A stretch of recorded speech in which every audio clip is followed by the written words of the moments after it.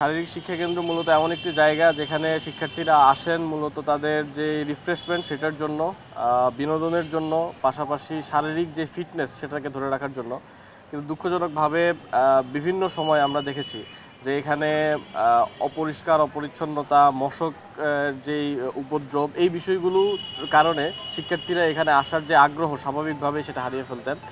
শুধুমাত্র ডিপার্টমেন্ট বা অন্যান্য যে সকল ক্রীড়া উৎসব হতো সেই জায়গাগুলোতে তারা অংশগ্রহণ করতেন, কিন্তু এখানে স্বতঃস্ফূর্তভাবে এসে তারা যে এটা উপভোগ করবেন এ ধরনের পরিবেশ আসলে দীর্ঘদিন যাবৎ ছিল না বলে আমরা দেখে এসেছি। তো এখন ডাকসু নির্বাচনের পরবর্তী সময়ে ক্রীড়া সম্পাদকের যে কাজ, সেই কাজের জায়গাটা উন্মুক্ত হয়েছে। ক্রীড়া সম্পাদক প্রচেষ্টার মাধ্যমে বেশ কিছু জায়গায় কাজ করার চেষ্টা করেছেন। সেই বিষয়গুলো নিয়ে আজকে আমরা কথা বলবো।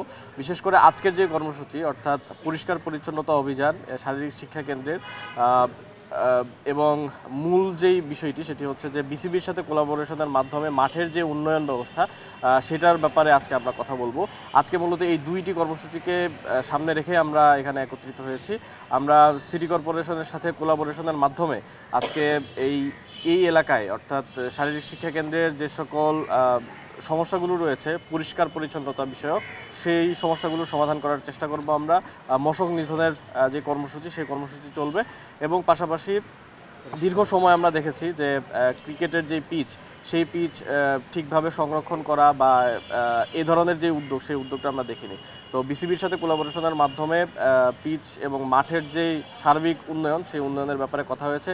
তারাও উপস্থিত আছেন, তারা আমাদেরকে এই উদ্যোগে সহায়তা করবেন।